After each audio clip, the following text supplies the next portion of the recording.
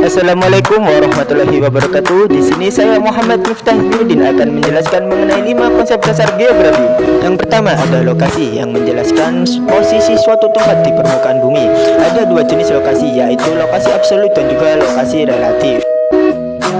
Yang kedua ada jarak yang menunjukkan seberapa jauh suatu tempat dengan tempat yang lain, bisa berupa jarak absolut dan juga jarak relatif.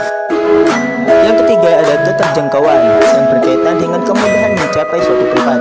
Daerah yang punya jalan bagus akan lebih mudah untuk dijangkau. Yang keempat adalah pola, yaitu bentuk persebaran fenomena di permukaan bumi. Contohnya adalah pola permukiman yang mengikuti jalan maupun alur sungai. Dan yang terakhir adalah morfologi, yaitu berkaitan dengan bentuk permukaan bumi seperti pegunungan, dataran tinggi dan juga dataran rendah. Melalui konsep-konsep dasar ini, geografi membantu kita memahami bagaimana berbagai fenomena di bumi saling terhubung dan juga mempengaruhi kehidupan manusia.